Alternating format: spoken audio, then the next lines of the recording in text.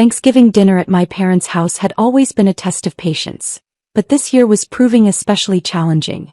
My brother Derek had been making pointed comments all evening about my mysterious lifestyle and secretive behavior, working himself up to something. I could see it in the way he kept glancing at his phone, that self-satisfied smirk playing at the corners of his mouth. "So, little brother," Derek said, setting down his fork with exaggerated casualness, "I finally figured out what you've been hiding." I looked up from my plate where I'd been focusing intently on my turkey. "Is that so?" "Oh, it absolutely is so," Derek continued, his voice getting louder, drawing the attention of everyone at the table. "Mom, Dad, our sister Rachel and her husband Tom. I've been watching you for the past 2 years. Always dodging questions about where you live, what you do, why you're never available for family events. I decided it was time to get some answers." My hand tightened slightly on my fork, but I kept my voice level. "Derek, what did you do?" "What I should have done a long time ago," he announced, pulling out his phone. "I followed you home last month. Watched which apartment you went into. Then today, while you were on your way here, I paid your place a little visit." The table went silent. Mom's hand flew to her mouth. Rachel looked shocked. Dad's expression was harder to read, somewhere between concern and curiosity. "You broke into my apartment," I said quietly. "It wasn't a question." "Your door wasn't exactly Fort Knox," Derek laughed, starting to swipe through photos on his phone. "Took me maybe 2 minutes to pick the lock. And you know what I found? Your mysterious home office that you're always so secretive about." He turned his phone toward the table, showing a photo of overturned furniture, scattered papers, and open drawers. My stomach dropped, but I kept my expression neutral. "Ransacked the whole place," Derek continued, his smugness reaching new heights. "Went through every drawer, every file, every locked cabinet. You want to know what I discovered? Nothing. Absolutely nothing interesting. No secret business documents. No evidence of whatever shady dealings I was sure you were involved in. Just boring paperwork, a laptop with a password I couldn't crack, and some seriously paranoid security measures for someone who claims to be a freelance consultant." "Jesus, Derek," Rachel breathed. "You actually broke into his home?" "He's been lying to this family for 2 years." Derek shot back. "Mysterious phone calls. Sudden relocations. Never telling us where he lives. I had every right to find out what he was hiding." Dad cleared his throat. "Son, Alex, Derek does have a point. You've been very secretive. Can you blame him for being curious?" I set down my fork carefully, pulling out my phone. "Excuse me for a moment. I need to make a call." "Oh, here we go," Derek rolled his eyes. "Another mysterious phone call. Let me guess, you need to step outside to take it? Can't let the family hear your conversations." I ignored him, standing up from the table and walking toward the living room while dialing. The phone rang twice before a familiar voice answered. "Deputy Marshal Chin. It's Alex Morrison. Code Phoenix. We have a critical security breach at my safe house location. Subject's brother conducted unauthorized entry in search approximately." I checked Derek's photos, 3 hours ago. Multiple photographs taken. Unknown if location has been compromised to additional parties. The temperature in the dining room seemed to drop 20 degrees. I could hear Derek's smug expression faltering behind me. "Alex, are you in a secure location right now?" Chen's voice was instantly professional, alert. "Negative. I'm at the subject's family residence. The family is present, unaware of the situation. Do not move. Do not leave that location. I'm dispatching a team immediately." "What's the address?" I provided my parents' address, acutely aware of the complete silence behind me. "Team is en route. ETA 12 minutes. Alex, I need you to secure all individuals present. Nobody leaves that residence until we arrive. Is that understood?" "Understood." "And Alex, this is bad. This is really, really bad. You know what this means." "I know." I ended the call and turned back to the dining room. 6 faces stared at me with expressions ranging from confusion to dawning horror. Derek's smugness had completely evaporated. "Nobody leaves," I said calmly, returning to my seat. "U.S. Marshals are en route." "U.S. Marshals?" Mom's voice was barely a whisper. "Alex, what's going on?" "What's going on?" I said, my voice still calm but carrying an edge now. "Is that Derek just committed a federal crime. Multiple federal crimes, actually. Breaking and entering into a federal witness protection safe house. Photographing classified security arrangements. Potentially compromising the location and identity of a protected witness. Derek's face had gone from red to white in seconds. Witness protection? You're joking. This is some kind of elaborate prank. I'm not joking, Derek. My name isn't Alex Morrison. It hasn't been for 2 years. I've been in the Federal Witness Protection Program since I testified against the Castellano crime family in a RICO case. That home office you ransacked? That was a federally maintained safe house with documented security protocols. Every drawer you opened, every file you photographed, every lock you picked, all of it was federal property and all of it was monitored. The color drained from Rachel's face. The Castellano family? Aren't they one of the largest organized crime syndicates on the East Coast? Yes, I confirmed. I witnessed a murder 2 years ago. Not just any murder. I witnessed Vincent Castellano personally execute a federal informant. I was working late at my accounting firm, happened to be in the wrong place at the wrong time. I saw everything. My testimony put Vincent and 6 of his associates away for life. Tom spoke for the first time, his voice shaky. Jesus Christ. Alex, or whoever you are, you testified against the mob. My real name is Marcus Webb, I said. I was Marcus Webb. Now I'm Alex Morrison, living in a federally protected safe house, with a completely new identity, because the Castellano family has $1 million contract out on my life. Dad had gone very still, his face ashen. Son, why didn't you tell us? Because that's not how witness protection works, Dad.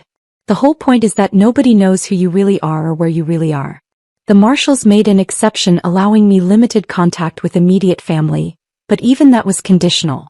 You knew I'd relocated for work. You knew I had a new job. That was all you were cleared to know. But we're your family. Mom protested, tears starting to form. We had a right to know you were in danger. No, Mom, you didn't. Because the moment you knew, you became a potential security risk. Every phone call becomes a liability. Every family gathering becomes a tactical concern. The marshals advised complete separation, but I negotiated for limited contact because I didn't want to completely disappear from your lives. Now I'm realizing that might have been a mistake. Derek found his voice again, though it came out strangled. I didn't know.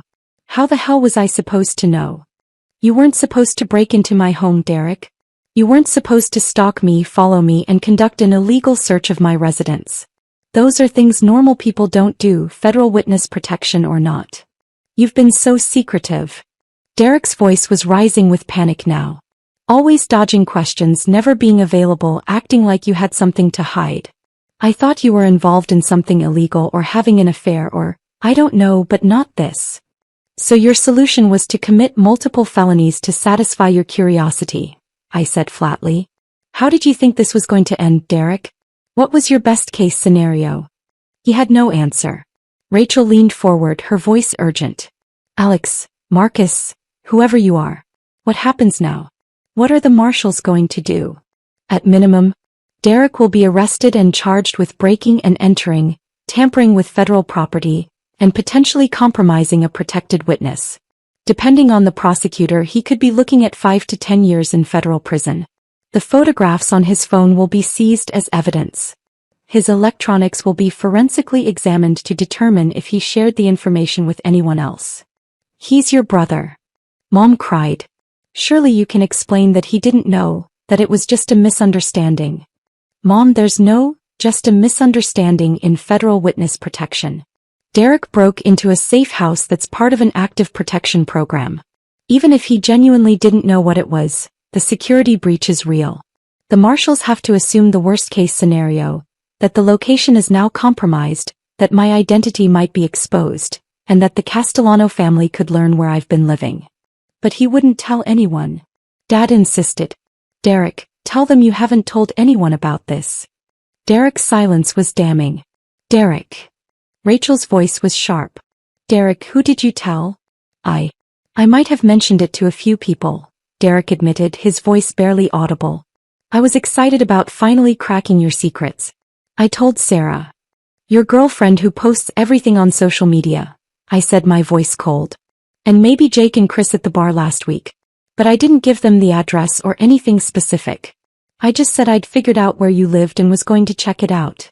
I closed my eyes, feeling the full weight of the situation settling over me. Derek, do you understand what you've done? You told multiple people that you'd located your brother who'd mysteriously relocated 2 years ago. You told them you were going to break into his apartment. Then you took photographs and, I'm guessing, shared them with at least some of those people. Derek's continued silence was answer enough. Sarah, Jake, and Chris, I continued.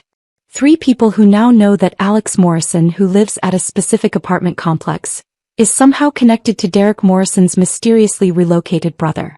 How long do you think it would take a professional investigator, or a professional hitman, to connect those dots?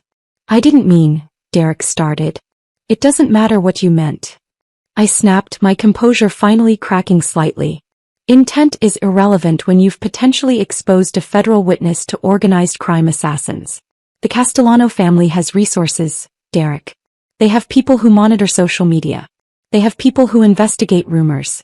They have $1 million riding on finding me, and you just gave them a trail of breadcrumbs that leads straight to my location. The sound of vehicles pulling up outside made everyone jump. Through the window I could see 3 black SUVs with government plates. Car doors slammed in rapid succession. That's them, I said, standing up. Nobody move. Let me handle this. The doorbell didn't ring. There was just a sharp, authoritative knock that made it clear this wasn't a request. I opened the door to find Deputy Marshal Chin flanked by 4 other U.S. Marshals, all wearing tactical gear and very serious expressions. Deputy Marshal Chin, I greeted him. Alex. He nodded curtly, then addressed the room beyond me. U.S. Marshals Service. Everyone remain seated with your hands visible. We need to secure this location and question everyone present. The marshals filed in with practiced efficiency. 2 immediately moved to secure the exits. Another began photographing the scene. Chin approached the dining room table where my family sat frozen. Which one of you is Derek Morrison? Chin asked, though his tone suggested he already knew. Derek raised his hand shakily, just like he had when he was a kid being called on by a teacher. That's me. Mr. Morrison, I need to see your phone. Now. Derek handed it over without protest. Chin scrolled through the photos, his expression darkening with each swipe. You took 43 photographs of a federal safe house. You posted 6 of them to your Facebook account with the caption, "Finally found out what my secretive brother has been hiding." Those posts have been shared 17 times and have over 100 comments.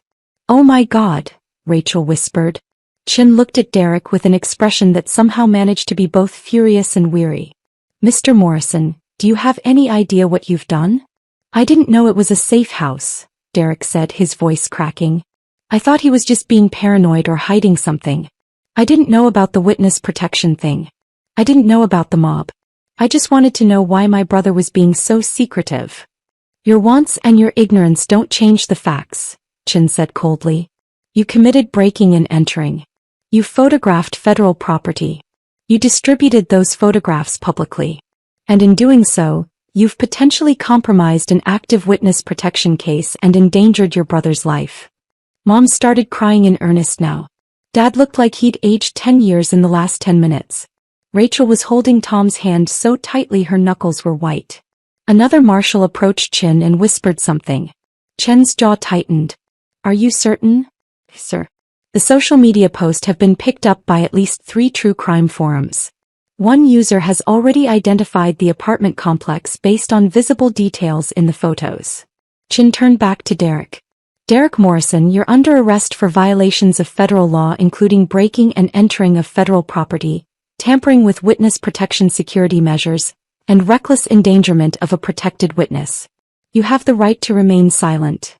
As Chin read Derek his rights, another marshal approached me. Alex, we need to move you immediately. This location is compromised. We're implementing emergency relocation protocols. How long do I have? 20 minutes to grab essential items from your current safe house. Then you're being moved to a secure facility until we can arrange a new placement.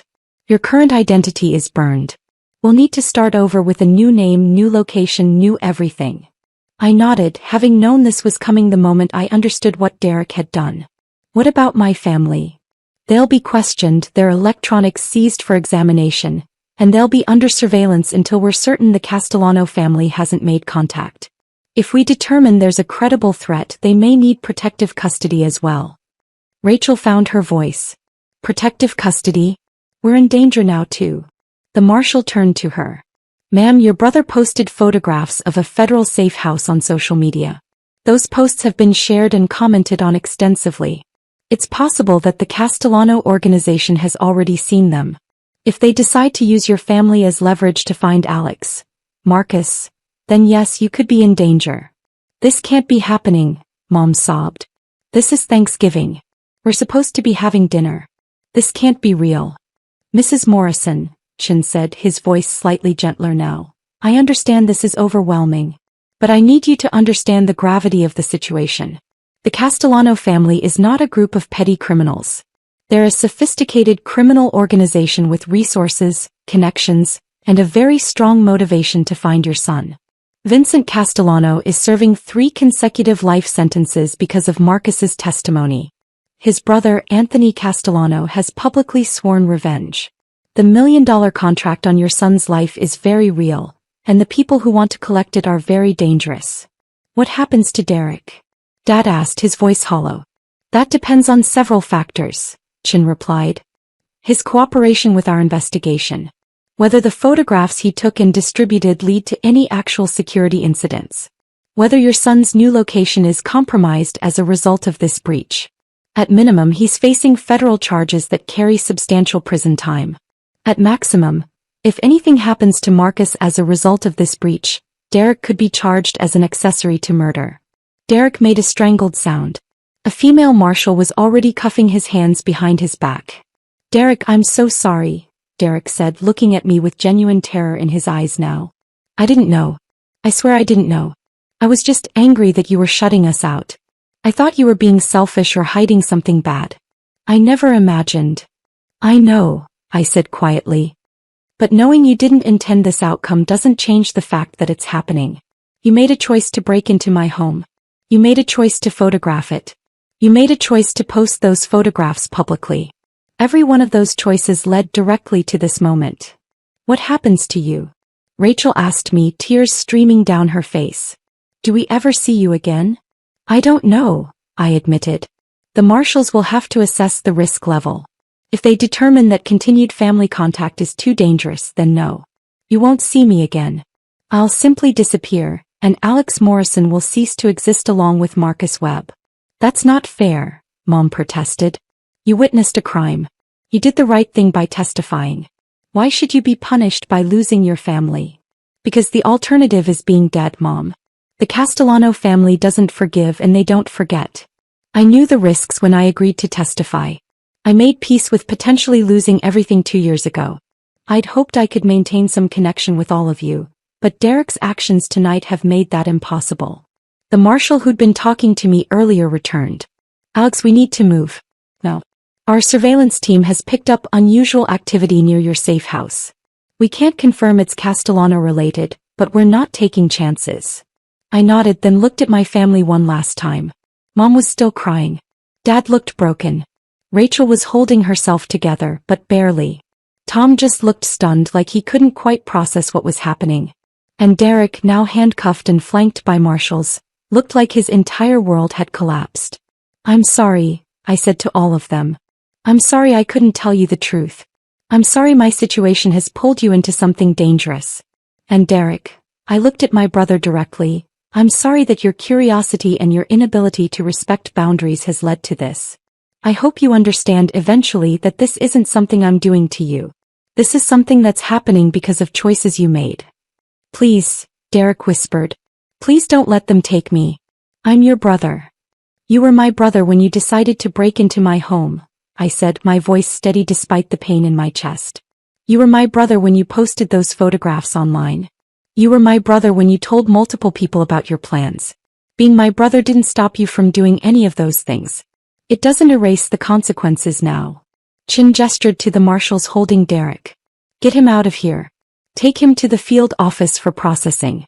I'll be there shortly to conduct a full interview. As they led Derek out, he twisted to look back at me one more time. I'm sorry. I'm so sorry. I didn't respond. What was there to say? After Derek was gone, Chin addressed my parents and Rachel. All of you will need to come to our field office to provide statements. Your phones, computers, and any other electronic devices will be seized for examination. You'll be asked to provide detailed information about everyone Derek might have told about this situation. Do you understand? They nodded numbly. We'll also be placing surveillance on your homes and monitoring your communications for the next several weeks at minimum. If anyone contacts you asking about Alex Morrison or Marcus Webb, you report it immediately. If anyone you don't know starts showing unusual interest in your family, you report it immediately. If you notice anything suspicious, anything at all, you report it immediately. Your lives may depend on it. Deputy Marshal Chin, Rachel said, her voice shaking, is my family really in danger? Is this really as serious as you're making it sound? Chin looked at her with an expression that was almost sympathetic. Ma'am, I've been with the Marshal's Service for 15 years. I've worked witness protection cases that whole time. The Castellano family is one of the most dangerous organizations we deal with. They've killed federal witnesses before. They've killed witnesses' family members before. They've killed people who were even tangentially connected to cases against them. So yes, this is really as serious as I'm making it sound. Maybe more serious. He turned to me. Alex, we need to go. Your escort is ready. I looked at my family one last time. I love you all. I'm sorry it ended like this. Take care of each other. Mom stood up, moving toward me, but a marshal gently intercepted her. Ma'am, please. We need to move the witness immediately. Please, Mom begged, looking at me. Please be safe. Please don't disappear forever. You're my son. I can't lose you. I'll be as safe as the marshals can keep me, I said. But Mom, you need to prepare yourself for the possibility that you might not see me again. Derek didn't just compromise my location, he compromised everything. My entire identity might need to be buried and rebuilt from scratch. Chin put a hand on my shoulder. Time to go. I followed him out to one of the SUVs, flanked by armed marshals. As we drove away, I looked back at my parents' house, watching my mother collapse into my father's arms on the front lawn, Rachel and Tom standing helplessly beside them. In the SUV, Chin handed me a tablet. We need to start documentation of everything you remember about the safe house setup, your routines, anyone who might have seen you regularly. We're also going to need a complete list of everything Derek had access to. He photographed everything, I said. Every room. Every drawer he opened. All the security measures I'd installed. We know. We've already started analyzing the photos. The good news is that most of the security measures aren't visible in the images. He didn't know what to look for. The bad news is that the layout is clear, and anyone with experience could use that information to plan an approach. What are the chances that the Castellano family has already seen the photos? Chin hesitated. We're operating on the assumption they have. It's been 3 hours since Derek posted them. That's more than enough time for the information to reach interested parties. So my safe house is completely compromised. Not just your safe house, Alex. Your entire identity in that city is compromised. Every place you regularly visited, every person you interacted with, every routine you followed, all of it has to be considered burned. We're starting over from scratch. I nodded, feeling the weight of what that meant. 2 years of building a life, creating an identity, establishing routines. All of it gone in a single afternoon because my brother couldn't respect boundaries. What happens to Derek? I asked. That's up to the federal prosecutor, Chin replied. But between you and me, he's looking at serious time. Breaking and entering of federal property alone is 5 years. Add the witness protection violations, the security breach, the social media distribution, he could be facing 10 to 15 years, easy. If anything happens to you as a result of this breach, those charges escalate significantly. He didn't know what he was doing. Doesn't matter. Ignorance isn't a defense for federal crimes. He made a conscious choice to break into your home. He made a conscious choice to photograph everything. He made a conscious choice to post those photographs publicly. Every single one of those choices was illegal, witness protection or not. The fact that his illegal actions compromised a federal witness just makes it exponentially worse. We drove in silence for several minutes before Chin spoke again. For what it's worth, Alex, I'm sorry. I know you negotiated hard to maintain family contact. I know how much it meant to you. This is a worst-case scenario. It is what it is, I said. I knew the risks. I just didn't expect the threat to come from my own brother. Family is often the weakest link in witness protection, Chin said. Not because they're malicious but because they don't understand the stakes. They think they have a right to information, a right to know where you are and what you're doing. They don't grasp that those rights can get you killed. My phone buzzed. The encrypted phone the marshals had provided. A message from the relocation team. Apartment clear. Packed essentials. Ready for transport to temporary facility. That's that then, I said. Alex Morrison is officially dead. We'll create a new identity for you, Chin assured me. New name, new location, new background. We'll do everything we can to keep you safe. I know you will. You've been good to me, Chin. I appreciate it. Just doing my job, he said, but there was something almost warm in his voice. Though I have to admit you're one of the better witnesses I've worked with. Most people in your situation would be falling apart right now. You're handling this with remarkable composure. Falling apart won't change anything, I said. My brother made his choices. I made mine when I agreed to testify. Now we both live with the consequences. As we drove toward the secure facility where I'd spend the next few weeks while the marshals arranged my new life, I thought about Thanksgiving dinner. The turkey that never got eaten. The family gathering that ended in handcuffs and tears. The brother who'd thought he was uncovering secrets and instead destroyed lives.